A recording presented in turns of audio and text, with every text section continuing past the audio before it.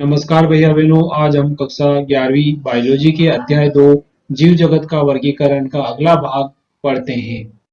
जीव जगत के वर्गीकरण में हमने दो जगत, तीन जगत, चार जगत और पांच जगत वर्गीकरण पढ़ा था। पांच जगत वर्गीकरण में हमने मोनेरा, प्रोटिस्टा, कवक, प्लांटी, एनिमेलिया जगत में अंतर पढ़ा था। अब हम इस अध्याय में मोनेरा जगत के बारे में डिटेल में पढ़ते हैं। मोनेरा, मोनेरा का अर्थ होता है मोनोस। मोनोस मतलब कि सिंगल, मतलब कि एक। मतलब मोनेरा जगत में ऐसे जीवों को रखा गया है जो सिंगल रूप में एक कोशिकीय हो। अत्यंत सूक्ष्म सरलतम जैव रूप वाले प्रोकैरियोटिक जीवों को मोनेरा जगत में रखा गया है। अब यहाँ पर सूक्ष्म सरलतम जैव रूप वाले और प्रोकैरियोटिक जीव, प्रोकैरियोटिक का अर्थ क्या होता है? जैसे कि कोशिका की बात करें तो कोशिका दो प्रकार की होती है, प्रोकैरियोटिक और यूकैरियोटिक। प्रोकैरियोटिक ऐसी कोशिका होती है जिसमें केंद्रक और अन्य कोशिकांगों का अभाव होता है और बहुत ही प्राचीन प्रकार की जो है सेल होती है। इसलिए मोनेरा में ऐसे जीवों को रखा गया है जो सूक्ष्मतम हो, सिंगल मतलब एक कोशिकीय हो और प्रोकैरियोटिक जीव हो, है ना। इनको मोनेरा जगत में रखा गया है। उदाहरण की बात करें कि मोनेरा जगत में जैसे आर्कीबैक्टीरिया, बैक्टीरिया, साइनोबैक्टीरिया, माइकोप्लाज्मा आदि जीवों को मोनेरा जगत में रखा गया है। साइनोबैक्टीरिया को ब्लू ग्रीन एल्गी, नील हरित शैवाल के नाम से भी जाना जाता है। अब हम देखते हैं कि जैसे मोनेरा किंगडम में एक कोशिकीय प्रोकैरियोटिक जीवों को रखा गया है, तो इनके अगर लक्षण की बात करें तो जितने भी प्रोकैरियोटिक सेल के लक्षण होते हैं वही मोनेरा जगत के लक्षण होंगे। जैसे कि ये एक कोशिकीय जीव है, यह पहला लक्षण है इसका। प्रोकैरियोटिक संरचना वाले जीव है, इनकी कोशिका जो है प्रोकैरियोटिक होती है और इनमें सेल वॉल मतलब कि जो कोशिका भित्ति होती है, कोशिका भित्ति मतलब सेल के चारों ओर पाए जाने वाली भित्ति को हम बोलते हैं सेल वॉल या कोशिका भित्ति। यह कोशिका भित्ति जो है पेप्टिडोग्लाइकेन, म्यूरिन और पॉलीसेकेराइड से निर्मित होती है। मोनेरा जगत में जितने भी जीव होते हैं उनकी अगर सेल वॉल प्रेजेंट होती है तो वो पेप्टिडोग्लाइकेन, म्यूरिन और पॉलीसेकेराइड से निर्मित होती है। यह हमें याद रखना पड़ेगा। इसके बाद अगर बात करें कि इनमें सत्य केंद्रक और अन्य कोशिकांगों का अभाव होता है। सत्य केंद्रक मतलब कि जो कोशिका के बीच में जो केंद्रक होता है, वह केंद्रक की बात करें तो मोनेरा जगत में जितने भी जीव है प्रोकैरियोटिक है, मतलब इनके अंदर केंद्रक नहीं पाया जाता है। जेनेटिक मटेरियल जो है इनके कोशिका द्रव में बिखरा हुआ रहता है। इनमें कोशिकांग जैसे mitochondria, Golgi bodies, chloroplast, endoplasmic reticulum, centriole, इस प्रकार के जो कोशिकांग है ये अनुपस्थित होते हैं, नहीं पाए जाते हैं। इसी के साथ ही इनके अंदर जो डीएनए है वो नग्न होता है और साथ ही केंद्रक नहीं है तो केंद्रक झिल्ली का भी पाया जाना संभव नहीं है। साथ ही इनमें हिस्टोन प्रोटीन का अभाव होता है। हिस्टोन प्रोटीन जो है डीएनए के साथ जुड़कर जो है क्रोमोसोम बनाता है, गुणसूत्र बनाता है। लेकिन प्रोकैरियोटिक कोशिका मोनेरा जगत में हिस्टोन प्रोटीन का अभाव होता है और इनका जो डीएनए है वो कोशिका द्रव में बिखरा रहता है, जिसे हम बोलते हैं न्यूक्लियोइड। इनके आनुवंशिक पदार्थ डीएनए को न्यूक्लियोइड या जीनोफोर के नाम से जाना जाता है। ये मोनेरा जगत के जो लक्षण हैं और साथ ही परिभाषा है, ये सभी जो है मोनेरा जगत के अंतर्गत आने वाले जीवों में लगभग समानता प्रदर्शित करेगी, इसलिए हमें इन्हें याद रखना अनिवार्य है। मोनेरा जगत को जो है दो समूहों में विभाजित किया गया है। मोनेरा जगत को दो भागों में बांटा गया है। पहला है इसका यू बैक्टीरिया और दूसरा है आर्की बैक्टीरिया। यू बैक्टीरिया को हम सत्य बैक्टीरिया मतलब ट्रू बैक्टीरिया के नाम से जानते हैं और आर्की बैक्टीरिया जो है बहुत ही पुराने प्रकार का बैक्टीरिया है जो आदि पृथ्वी के वातावरण के समान वातावरण में जीवित रह सकता है।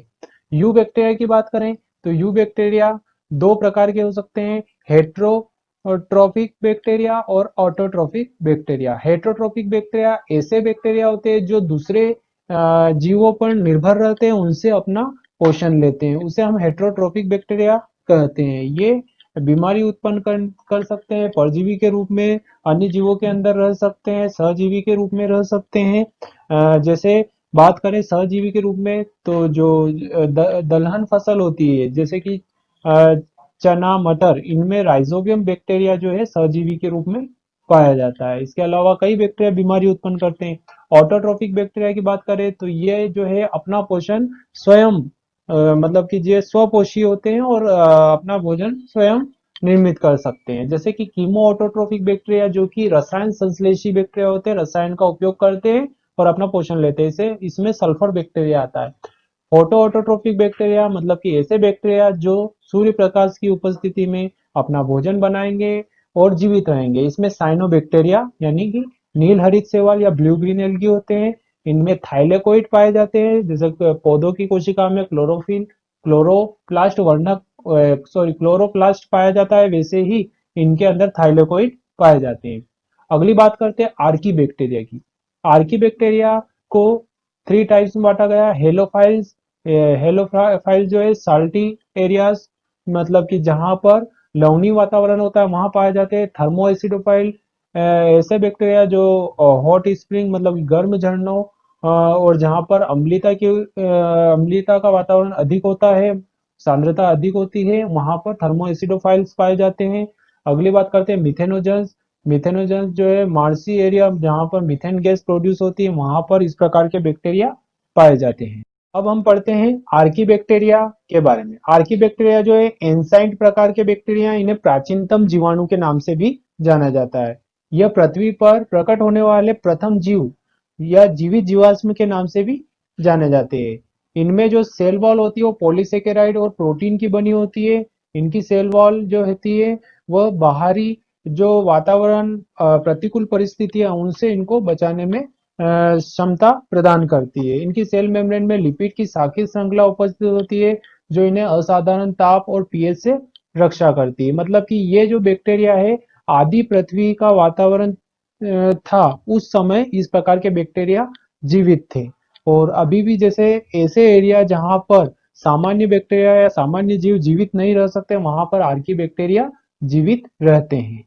आर्की बैक्टीरिया को थ्री टाइप्स में बांटा गया है, मिथेनोजेंस, हेलोफिल्स और थर्मोएसिडोफिल्स। मिथेनोजेंस में ऐसे बैक्टीरिया को रखा गया है जो अवायवीय होते हैं, मतलब कि जहां पर ऑक्सीजन नहीं पाई जाती वहां पर मिथेनोजेंस जीवित रहते हैं।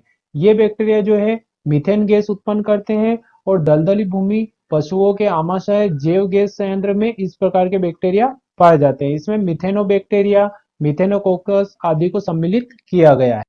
हेलोफिल्स इस प्रकार के बैक्टीरिया जो है लवणीय वातावरण में पाए जाते हैं, मतलब कि ये लवणीय वातावरण में ग्रो होते हैं और जहां पर लवण मतलब कि नमक की उच्च सांद्रता होती है वहां पर इस प्रकार के बैक्टीरिया पनपते हैं। प्रकाश की उपस्थिति में इस प्रकार के बैक्टीरिया जो है एक बैंगनी रंग की झिल्ली निर्मित करते हैं। इस बैंगनी रंग की झिल्ली निर्मित होने के कारण ही ये अपने लिए एटीपी का संश्लेषण करते हैं जो इनके ग्रोथ के लिए आवश्यक होती है। थर्मो एसिडोफिल्स बैक्टीरिया, थर्मो मतलब कि गर्म और एसिडोफिल, एसिडो मतलब कि अम्लीय वातावरण, मतलब ऐसे बैक्टीरिया जो गर्म गंधक युक्त झरनों में उपस्थित होते हैं पाए जाते हैं उसे हम थर्मो एसिडोफिल्स बैक्टीरिया कहते हैं। यहाँ का वातावरण 80 डिग्री सेंटीग्रेड या इससे भी अधिक हो सकता है, यहाँ पर ये जीवित रह सकते हैं। वायवीय वातावरण में गंधक को गंधक अम्ल में और अवायवीय वातावरण में गंधक को H2S में बदल देते हैं। इस प्रकार से थर्मोस्टेफिल्स गर्म गंधक युक्त झरनों में पाए जाते हैं। अब हम बात करते हैं यू बैक्टीरिया की। यू बैक्टीरिया मतलब कि ट्रू बैक्टीरिया, सत्य बैक्टीरिया। इसमें जीवाणु मतलब बैक्टीरिया को रखा गया है। अगर बात करें कि बैक्टीरिया के बारे में सबसे पहले अध्ययन जो है जीवित कोशिका को देखने का श्रेय एंटोनी वॉन ल्यूवेनहॉक को जाता है, इसलिए फादर ऑफ बैक्टीरियोलॉजी के नाम से एंटोनी वॉन ल्यूवेनहॉक को जाता है। इसी के साथ इन्हें फादर ऑफ माइक्रोबायोलॉजी के नाम से भी जाना जाता है। बैक्टीरिया शब्द की जो है एहरेनबर्ग एक वैज्ञानिक है, इन्होंने 1829 में दिया था। बैक्टीरिया सर्वव्यापी होते हैं, मतलब कहने का अर्थ है बैक्टीरिया जल, वायु, मिट्टी तीनों में ही पाए जाते हैं, इसलिए इनको सर्वव्यापी कहा जाता है। बैक्टीरिया की बात करें तो बैक्टीरिया एक कोशिकीय होते हैं, प्रोकैरियोटिक जीव होते हैं, जैसा कि अभी मोनिरा जगत के लक्षण में पढ़ा हमने। बैक्टीरिया के अंदर केंद्रक और अन्य कोशिकाओं का अभाव होता है। स्वपोषी होते हैं जैसे ब्लू ग्रीन एल्गी है ना, साइनोबैक्टीरिया स्वपोषी है। तो इसके अलावा रसायन संश्लेषी बैक्टीरिया स्वपोषी है। परजीवी बैक्टीरिया, परजीवी मतलब दूसरे जीवों के अंदर रहकर उन्हें रोग उत्पन्न करते हैं। मृतोपजीवी बैक्टीरिया सड़े गले मृत पदार्थों पर पाए जाते हैं और सहजीवी बैक्टीरिया जो कि एक दोनों एक दूसरे को फायदा पहुंचाते हैं, उन्हें सहजीवी बैक्टीरिया कहते हैं। तो ये सहजीवी पोषण कर सकते हैं। इनमें कोशिका भित्ति जो है पेप्टिडोग्लाइकेन से बनी होती है। साथ ही इनके अंदर जो एक कोशिकांग होता है राइबोसोम, यह 70S प्रकार का होता है। यूं देखा जाए तो यूकैरियोटिक में जो राइबोसोम है 80S प्रकार का होता है, वहीं जो है यू बैक्टीरिया मतलब कि मोनेरा जगत में जो भी जीव पाए जाते हैं उनमें राइबोसोम जो है 70S प्रकार का होता है। अब हम मोनेरा जगत में पाए जाने वाले जो बैक्टीरिया की एक संरचना पढ़ते हैं। जैसे एक सामान्य बैक्टीरिया है, इस बैक्टीरिया की संरचना में देखते हैं तो बैक्टीरिया के सबसे ऊपर की ओर जो आवरण होता है उस आवरण को बोलते हैं हम कैप्सूल। कैप्सूल जो है पॉलीसेकेराइड से मिलकर बना होता है। यह कैप्सूल जो है बैक्टीरिया के रोग बढ़ाने की क्षमता को भी बढ़ाता है।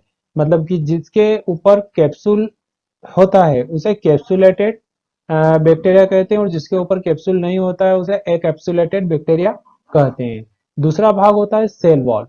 बैक्टीरिया के अंदर जो सेल वॉल होती है, यह सेल वॉल जो है बैक्टीरिया को एक आकार भी प्रदान करती है। साथ ही इसकी सेल वॉल जो है पेप्टिडोग्लाइकेन से मिलकर बनी होती है, म्यूरिन से मिलकर बनी होती है। यह बैक्टीरिया को शेप प्रदान कर रही है और साथ ही बैक्टीरिया को सुरक्षा प्रदान करती है। और तीसरा स्थान पर जो है प्लाज्मा मेम्ब्रेन है। बैक्टीरिया के अंदर जो प्लाज्मा मेम्ब्रेन, जिसे जो है सेल मेम्ब्रेन के नाम से या कोशिका झिल्ली के नाम से भी जाना जाता है, यह कोशिका झिल्ली है। यह कोशिका झिल्ली जो है प्रोटीन और लिपिड से मिलकर बनी होती है। कोशिका झिल्ली को अर्धपारगमी झिल्ली के नाम से भी जाना जाता है।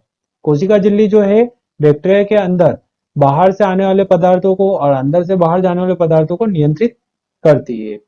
जिस स्थान पर कोशिका झिल्ली वलय के आकार की हो जाती है, फोल्डेड हो जाती है, उसको बोलते हैं मीजोसोम। यह मीजोसोम जो है इस बैक्टीरिया के अंदर पाया जाने वाला एक प्रकार से श्वसन अंग है, जो श्वसन संबंधी कार्य करता है। इसके अंदर एंजाइम प्रेजेंट होते हैं श्वसन संबंधी। अभी तक इस मीजोसोम के बारे में और अधिक कार्य ज्ञात नहीं हो पाए हैं। अब अगली बात करते हैं कि सेल मेम्ब्रेन के अंदर जो जेली के समान पदार्थ पाया जाता है, रंगहीन पारदर्शी पदार्थ पाया जाता है, जिसको हम बोलते हैं साइटोप्लाज्म।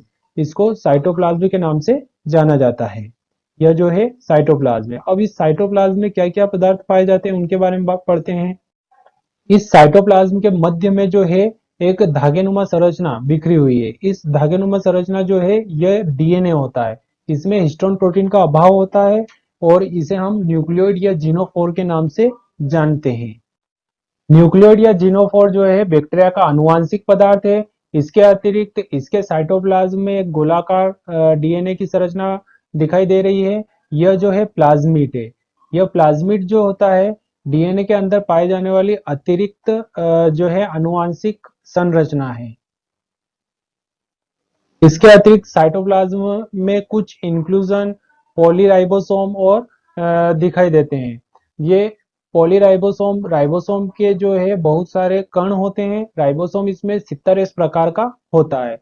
इसके अतिरिक्त इस बैक्टीरिया के चारों ओर धागे के समान तंतुवत संरचना पाई जाती है, जिसे बोलते हैं पाइलस या पिलाई, पिलाई के नाम से जानते हैं। इसके अतिरिक्त इसमें जो है बैक्टीरिया में फ्लैजिलम मतलब फ्लैजिला पाए जाते हैं। फ्लैजिला बैक्टीरिया के चलन अंग होते हैं। बैक्टीरिया में प्रचलन होता है वह फ्लैजिला के माध्यम से होता है। जिस बैक्टीरिया के अंदर फ्लैजिला पाया जाता है उसे मोटाइल बोलते हैं, और जिसके अंदर फ्लैजिला नहीं पाया जाता उसे नॉन मोटाइल बैक्टीरिया कहा जाता है। अब हमने जीवाणु बैक्टीरिया की संरचना पढ़ी है। उस संरचना के आधार पर हम एक बार और रिवाइज करते हैं। जैसे कैप्सूल, बैक्टीरिया का जो बाहरी आवरण है कैप्सूल है, पॉलीसेकेराइड से बना होता है और यह साथ ही हानिकारक रसायन और प्रतिकूल परिस्थिति से बैक्टीरिया को सुरक्षा प्रदान करता है। और साथ ही कैप्सूल जो है रोग उत्पन्न करने की क्षमता को बढ़ाता है। अब सेकेंड है सेल वॉल। सेल वॉल जो है बैक्टीरिया के चारों ओर का आवरण है, जो पेप्टिडोग्लाइकेन और म्यूरिन का बना होता है। साथ ही बैक्टीरिया को आकार और सुरक्षा प्रदान करता है। अगला है सेल मेम्ब्रेन, जो कि हमने बैक्टीरिया की संरचना पढ़ा। बैक्टीरिया के सेल वॉल के नीचे की ओर और जीवद्रव्य के चारों ओर का आवरण सेल मेम्ब्रेन है। प्रोटीन और लिपिड से बना होता है, अर्धपारगम्य होता है और पदार्थों के आवागमन में सहायक होता है। इसके बाद मीजोसोम। मीजोसोम हमने पढ़ा ही था। सेल मेम्ब्रेन जिस स्थान पर वलय रूपी हो जाती है या फोल्डेड हो जाती है उसे मीजोसोम कहते हैं। श्वसन में सहायक, और इसके अतिरिक्त इसके कार्य भी ज्ञात नहीं किए गए हैं। Cytoplasm cytoplasm cytoplasm cell membrane के अंदर पाया जाने वाला रंगहीन पारदर्शी पदार्थ होता है। यह जो है इसमें लवण, कार्बोहाइड्रेट, वसा आदि प्रेजेंट रहते हैं। इसके अतिरिक्त 70 राइबोसोम, मीजोसोम, न्यूक्लियोइड उपस्थित होते हैं। लेकिन इसके अंदर अन्य कोशिकांगों का क्या होता है, अभाव होता है, क्योंकि यह प्रोकैरियोटिक कोशिका है। न्यूक्लियोइड न्यूक्लियोइड की बात करें तो साइटोप्लाज्म के अंदर पाए जाने वाली वलयाकार डीएनए की संरचना होती है, जिसमें हिस्टोन प्रोटीन का अभाव होता है और इसे जीनोफोर के नाम से जाना जाता है। यह अनुवांशिक पदार्थ होता है बैक्टीरिया का। प्लाज्मिड प्लाज्मिड न्यूक्लियोइड के अतिरिक्त डीएनए की वलयाकार संरचना जो होती है उसे हम बोलते हैं प्लाज्मिड। प्लाज्मिड जो है डीएनए ये अनुवांशिक संवहन और पुनर्योजन में भाग लेता है। मतलब कि इसके बैक्टीरिया के अंदर जब अनुवांशिक गुणों को दूसरे बैक्टीरिया में संवहित करना है, पहुंचाना है, तो उसमें प्लाज्मिड भाग लेगा। फ्लेजिला फ्लेजिला जो होता है बैक्टीरिया का प्रचलन अंग होता है। यह फ्लेजिलिन प्रोटीन से मिलकर बना होता है। जिस बैक्टीरिया में फ्लेजिला उपस्थित होता है उसे मोटाइल बोलते हैं। जिस बैक्टीरिया में फ्लेजिला अनुपस्थित होता है उसे नॉन मोटाइल बैक्टीरिया कहा जाता है। आकार के आधार पर अगर बात करें तो बैक्टीरिया जो है अलग अलग प्रकार के होते हैं। जैसे कोकाई कोकाई मतलब गोलाकार बैक्टीरिया, बेसिलाई मतलब कि छड़ के आकार के बैक्टीरिया, और अदर टाइप्स के बैक्टीरिया। कोकाई की बात करें, कोकस कोकस मतलब कि अगर जो गोलाकार बैक्टीरिया सिंगल रूप में है तो उसको कोकस बोलेंगे। अगर गोलाकार बैक्टीरिया डबल रूप में होता है तो उसको बोलते हैं डिप्लो कोकाई। डिप्लोकोकाई मतलब कि डबल रूप में बैक्टीरिया है बैक्टीरिया ये एक ही, लेकिन यह डबल रूप में है, डबल गोलाकार रूप में।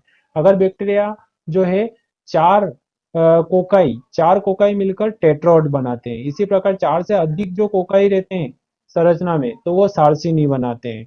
इसके अलावा अगर कोकाई शेप में अगर बैक्टीरिया एक प्रकार से श्रृंखला बना लेता है तो उसको बोलते हैं स्ट्रेप्टोकोकाई। स्ट्रेप्टोकोकाई। इसके अलावा अंगूर के गुच्छों के समान अगर कोकाई बैक्टीरिया संरचना बनाता है तो इसको बोलते हैं स्टेफाइलोकोकाई। इसके अतिरिक्त कुछ बेसिलाई के बारे में पढ़ते हैं। बेसिलाई जैसे ऐसा बैक्टीरिया जो कोकाई और बेसिलाई दोनों के समान है तो उसको बोलते हैं कोकोबेसिलस। कोकोबेसिलस जिसमें कोकाई और बेसिलस दोनों के आकार के गुण है। बेसिलस जो होते हैं वो छड़ के आकार के होते हैं। अगर दो छड़ के आकार के बैक्टीरिया हैं तो उसको बोलेंगे डिप्लो बेसिलाई। अगर छड़ के आकार के बैक्टीरिया की एक श्रृंखला है तो उसको बोलेंगे स्ट्रेप्टोबेसिलाई। और इसके अलावा छड़ के आकार के बैक्टीरिया एक दूसरे के साथ समांतर क्रम में जुड़े हुए हैं सिरों पर तो उसको बोलेंगे पेलिसेड बैक्टीरिया। अदर टाइप में देखें तो स्पाइरिला स्पाइरिला मतलब कि एक प्रकार से स्पाइरल आकृति बना रहे हैं, इसे स्पाइरिला बोल रहे हैं। इसके अलावा विब्रियोस विब्रियोस मतलब कोमा के आकार के बैक्टीरिया को बोलते हैं विब्रियो। विब्रियो कोलेरा जो कि कोलेरा हैजा उत्पन्न करता है, हैजा रोग करता है, उसे विब्रियो कोलेरा बोलते हैं। इसके बाद स्पाइरोचीट बैक्टीरिया होते हैं जो कि स्पाइरल आकार के होते हैं और चपटे होते हैं। स्पाइरोचीट बैक्टीरिया। कुछ बैक्टीरिया कॉर्नी बैक्टीरियम आकार के होते हैं। इस प्रकार से हमने बैक्टीरिया के जो है आकार के आधार पर कोकाई, बेसिलाई और अदर टाइप्स के बैक्टीरिया पढ़े। अभिरंजन तकनीक जिसे इंग्लिश में बोलते हैं स्टेनिंग टेक्निक के आधार पर बैक्टीरिया के प्रकार। स्टेनिंग टेक्निक के आधार पर बैक्टीरिया दो प्रकार के होते हैं, ग्राम पॉजिटिव बैक्टीरिया और ग्राम नेगेटिव बैक्टीरिया। अब स्टेनिंग टेक्निक क्या होता है? स्टेनिंग टेक्निक का अर्थ ये होता है कि किसी भी बैक्टीरिया को अगर हमें देखना है माइक्रोस्कोप के अंदर तो उसे स्टेन करना आवश्यक है। जिस प्रकार से कोई भी पारदर्शी चीज जैसे कांच हुआ, पॉलीथीन हुआ, उसके आर पार प्रकाश चला जाता है और उसे हम देख नहीं पाते हैं, उसी प्रकार अगर हम उसे किसी कलर से स्टेन कर देंगे, रंजित कर देंगे, तो वो हमें दिखाई देने लग जाएगा। तो इसी प्रकार अगर बैक्टीरिया को हम कलर्ड कर देते हैं तो उसका शेप या उसका आकार हमें माइक्रोस्कोप के अंदर दिखाई देने लगता है। तो स्टेनिंग टेक्निक को सबसे पहले क्रिश्चियन ग्राम ने 1884 में दिया था, इसलिए इस टेक्निक को ग्राम स्टेनिंग के नाम से जाना जाता है। इस टेक्निक में स्टेन के रूप में ग्राम स्टेन, क्रिस्टल वायलेट का उपयोग किया जाता है। सेकेंडरी स्टेन होता है सेफ्रेनिन। जो स्टेन क्रिस्टल वायलेट को एक्सेप्ट कर लेता है, मतलब जो बैक्टीरिया क्रिस्टल वायलेट को एक्सेप्ट कर लेता है उसे जो है ग्राम पॉजिटिव बैक्टीरिया कहा जाता है, और जो क्रिस्टल वायलेट को एक्सेप्ट नहीं कर पाता है उसे ग्राम नेगेटिव बैक्टीरिया कहा कहा जाता है। इसमें डीकोलोराइज एजेंट के रूप में 95% एल्कोहल का उपयोग किया जाता है। ग्राम पॉजिटिव बैक्टीरिया जो है वॉयलेट कलर के दिखाई देते हैं, वहीं gram negative bacteria pink colour या रेड कलर के दिखाई देते हैं। स्टैनिंग टेक्निक को भी एक प्रयोगात्मक रूप से देख लेते हैं। जैसे ये कांच की स्लाइड है, इस कांच की स्लाइड पे हमने बैक्टीरिया का एक स्मीयर बनाया, अर्थात कांच की स्लाइड के ऊपर हमने जिस बैक्टीरिया को देखना है उस बैक्टीरिया को एक लूप, इनोकुलेटिंग लूप होता है, उस लूप की सहायता से उसको एक ड्रॉप के रूप में इस पर फैलाया। अब फैलाने के बाद इसको dry and fix it by heat, मतलब कि इसको सुखा देते हैं और हीट के माध्यम से इसको फिक्स कर देते हैं। अब इसके ऊपर हम ग्राम स्टैंड क्रिस्टल वॉयलेट को अप्लाई करते हैं, मतलब क्रिस्टल वायलेट डालते हैं, तो ये बैक्टीरिया क्या करेगा, अगर ग्राम पॉजिटिव होगा तो क्रिस्टल वायलेट को एक्सेप्ट कर लेगा। उसके बाद इसके ऊपर मॉर्डेंट के रूप में ग्राम्स आयोडीन, आयोडीन का सॉल्यूशन डालते हैं। आयोडीन सॉल्यूशन डालने के बाद इसको के ऊपर डीक्लोराइज एजेंट मतलब एल्कोहल 95% एल्कोहल डालते हैं। 95 एल्कोहल डालने के बाद इसके ऊपर से जितना भी कलर्ड होता है वो क्या हो जाता है, साफ हो जाता है। अब स्लाइड के ऊपर सेकेंडरी स्टैंड सेफ्रेनिन डालते हैं। अगर मान लो ग्राम पॉजिटिव बैक्टीरिया नहीं हुआ, उसने क्रिस्टल वायलेट एक्सेप्ट नहीं किया, तो वो सेफ्रेनिन को एक्सेप्ट कर लेगा। अब जिस बैक्टीरिया ने क्रिस्टल वायलेट को एक्सेप्ट किया है वो ग्राम पॉजिटिव बैक्टीरिया बन गया है, जैसे कि ये ब्लू कलर का, वॉयलेट कलर का दिखाई दे रहा है, ये ग्राम पॉजिटिव बैक्टीरिया है, पर्पल कलर का दिखाई दे रहा है। इसके अतिरिक्त ग्राम नेगेटिव बैक्टीरिया जिसने कि वॉयलेट कलर को एक्सेप्ट नहीं किया, वो अल्कोहल से डीकलराइज्ड हो गया, उसके बाद सेफ्रेनिन को एक्सेप्ट किया, मतलब कि ये पिंक कलर का या रेड कलर का दिखाई देगा, इसे ग्राम नेगेटिव बैक्टीरिया कहेंगे। इस प्रकार से ग्राम पॉजिटिव और ग्राम नेगेटिव बैक्टीरिया को हम स्टैंडिंग टेक्निक के माध्यम से डिफ्रेंशिएट कर सकते हैं। अब यहाँ पर हम ग्राम पॉजिटिव और ग्राम निगेटिव बैक्टीरिया की सेल वॉल के बारे में पढ़ते हैं और इनके अंतर के बारे में पढ़ते हैं। ग्राम पॉजिटिव बैक्टीरिया की जो सेल वॉल की बात करें तो इसमें सेल वॉल की में पेप्टिडोग्लाइकेन की मात्रा ज्यादा है, वहीं इसमें पेप्टिडोग्लाइकेन की मात्रा कम है। इस प्रकार से दोनों में डिफरेंस देखें तो इसकी सेल वॉल जो है सामान्य रूप से मोटी है और इसकी पतली है, और साथ ही इसमें प्लाज्मा मेम्ब्रेन जो है वह अंदर की ओर है, जैसे कि इसमें भी प्लाज्मा मेम्ब्रेन अंदर की ओर है और इतनी जो है यह सेल वॉल है। तो अब अगली बात करें कि इसकी जो सेल मेम्ब्रेन है, इस सेल मेम्ब्रेन के अंदर और सेल वॉल के अंदर एक प्रकार का अम्ल पाया जाता है जिसे बोलते हैं टिकोइक अम्ल। टिकोइक अम्ल जो है ग्राम पॉजिटिव में पाया जाता है, ग्राम नेगेटिव में टिकोइक अम्ल का क्या होता है, अभाव होता है, और इसलिए ग्राम पॉजिटिव बैक्टीरिया जो है क्रिस्टल वायलेट को एक्सेप्ट कर लेता है, लेकिन यह क्रिस्टल वायलेट को एक्सेप्ट नहीं कर पाता है, साथ ही इसके ऊपर कोई मेम्ब्रेन नहीं है। वहीं ग्राम नेगेटिव के जो है पेप्टिडोग्लाइकेन के ऊपर आउटर मेम्ब्रेन जो लिपोपोलीसेकेराइड और प्रोटीन की बनी होती है वो मेम्ब्रेन इसके ऊपर पाई जा रही है, मतलब इसके ऊपर जो सेल वॉल है एक अधिक स्तर में पाई जा रही है, लेकिन इसमें जो है सेल वॉल केवल पेप्टिडोग्लाइकेन के स्तर की पाई जा रही है। इसी प्रकार इनमें डिफरेंस देखें अपन तो ग्राम पॉजिटिव ग्राम नेगेटिव में डिफरेंस देखें तो ग्राम पॉजिटिव में सामान्य सेल वॉल दिख रही है, वहीं ग्राम नेगेटिव में एक प्रकार से जटिल सेल वॉल दिखाई दे रही है। ग्राम पॉजिटिव की सेल वॉल जो है मोटी होती है, मोटी होने का कारण यह है कि पेप्टिडोग्लाइकेन की मात्रा इसमें ज्यादा है और इसमें पेप्टिडोग्लाइकेन की मात्रा कम है। सेल वॉल इतनी इतनी है, बाकी सेल मेम्ब्रेन है।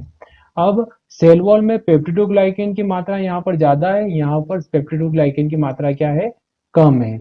इसमें जो है ग्राम पॉजिटिव टिकोइक अम्ल की उपस्थिति होती है और यह ग्राम नेगेटिव में टिकोइक अम्ल का क्या होता है, अभाव होता है। ग्राम पॉजिटिव बैक्टीरिया जो है ब्लू या पर्पल कलर के दिखाई देते हैं, वहीं ग्राम नेगेटिव पिंक या रेड कलर के दिखाई देते हैं। इसी के बाद अगर बात करें ग्राम पॉजिटिव बैक्टीरिया जो है इस पर लिपोपोलीसेकेराइड का स्तर नहीं पाया जाता है, लिपोपोलीसेकेराइड का कोई स्तर नहीं है, आउटर मेम्ब्रेन नहीं है। वहीं ग्राम नेगेटिव में पेप्टिडोग्लाइकेन के मतलब सेल वॉल के ऊपर आउटर मेम्ब्रेन के रूप में लिपोपोलीसेकेराइड का लेयर पाई जाती है। वहीं ग्राम स्टैंड को यह जो है पॉजिटिव एक्सेप्ट कर लेता है, यह ग्राम स्टैंड को एक्सेप्ट नहीं करता है, ये सेकेंडरी स्टैंड सेफ्रेनिन को एक्सेप्ट करता है। इस प्रकार से ग्राम पॉजिटिव और ग्राम नेगेटिव में हमने अंतर पढ़ा है। बैक्टीरिया का आर्थिक महत्व पढ़ते हैं। बैक्टीरिया का आर्थिक महत्व जिसमें बैक्टीरिया से हमें क्या क्या लाभ है बैक्टीरिया से हमें क्या क्या नुकसान है, क्या क्या हानियां हैं, उनके बारे में पढ़ते हैं। बैक्टीरिया से लाभ की बात करें तो बैक्टीरिया जो है सबसे इम्पोर्टेंट इनसे लाभ जैसे नाइट्रोजन स्थिरीकरण में सहायक। जितनी भी दलहन फसल होती है जैसे चना मटर, इनमें बैक्टीरिया जो है नाइट्रोजन स्थिरीकारक के रूप में कार्य करते हैं, जैसे राइजोबियम बैक्टीरिया, नाइट्रोबैक्टर बैक्टीरिया। ये सभी बैक्टीरिया जो है चने मटर के जड़ों में, गांठों में पाए जाते हैं, और गांठों में पाए जाने के साथ ही यह वातावरण की जो नाइट्रोजन है, स्वतंत्र नाइट्रोजन है, उसे नाइट्रेट नाइट्राइट में बदल देते हैं और पौधे उस नाइट्रेट नाइट्राइट को। इसके बाद बात करते हैं जितने भी बैक्टीरिया होते हैं डेयरी इंडस्ट्रीज में सहायक है, जैसे कि दही पनीर आदि का निर्माण हो रहा है बैक्टीरिया की उपस्थिति में हो रहा है। जैसे कि दूध के अंदर लैक्टोबैसिलस अगर पनपेगा तो लैक्टोबैसिलस ग्रो होगा तो वो दूध जो है दही में परिवर्तित होगा, और इस प्रकार से उससे हम डेयरी उत्पाद बना सकते हैं। इसके अलावा सिरका निर्माण में भी जो है बैक्टीरिया का उपयोग होता है, इसमें एसिडोबैक्टर एसिटी होता है जो एसिटिक अम्ल का निर्माण में सहायक होता है। यह जो है शीरे मतलब कि जो गन्ने की जो शर्करा होती है उसका किण्वन में सहायता करते हैं और उससे सिरका या एसिटिक अम्ल बनता है। औषधि निर्माण में भी बैक्टीरिया सहायक है, जैसे कि जितने भी एंटीबायोटिक्स बनते हैं उनमें बैक्टीरिया सहायक होते हैं, जैसे स्ट्रेप्टोमाइसिन टेरामाइसिन, ये सभी बैक्टीरिया से ही बनाई जाती है। तंबाकू और चाय उद्योग में भी बैक्टीरिया का उपयोग किया जाता है। तंबाकू और चाय की जो पत्तियां होती है इनका किण्वन जो है बैक्टीरिया की उपस्थिति में होता है, ताकि ये आगे तंबाकू और चाय जो है आगे उपयोग में लाई जा सके। चमड़ा उद्योग में भी बैक्टीरिया का उपयोग किया जाता है। कुछ जंतुओं की जो खाल है उसको पानी में सड़ने दिया जाता है, और सड़ने के बाद उस पर जो जीवाणु लग जाते हैं, और जीवाणु के कुछ एंजाइम जो होते हैं उसके जो खाल को सड़ा देते हैं, और उससे जो है बाल और ये सब अलग कर देते हैं, उससे चमड़ा प्राप्त होता है। इस प्रकार चमड़ा उद्योग में बैक्टीरिया का महत्व है। जीवाणुओं से हानि, बैक्टीरिया हमारे लिए बहुत प्रकार से लाभदायक है, वहीं हानिकारक भी होते हैं। बैक्टीरिया से पौधे जंतु मनुष्यों में कई रोग उत्पन्न होते हैं, जैसे नींबू के अंदर साइट्रस कैंकर रोग होता है जो जेंटोमोनास साइट्री से होता है। वहीं मनुष्यों में कोलेरा टीबी ट्यूबरकुलोसिस बोलते हैं जिसको, टाइफाइड फूड पॉइजनिंग बैक्टीरिया के कारण होती है। कोलेरा जो है विब्रियो कोलेरा बैक्टीरिया के कारण होता है। ट्यूबरकुलोसिस जो है माइकोबैक्टीरियम ट्यूबरकुलोसिस बैक्टीरिया के कारण होता है। टाइफाइड जो बीमारी है वो साल्मोनेला टाइफी के कारण होती है। फूड पॉइजनिंग जो है क्लॉस्ट्रिडियम बैक्टीरिया के कारण होती है। वहीं एंथ्रेक्स भी बैक्टीरिया से होने वाली बीमारी है जो कि एनिमल्स में होती है।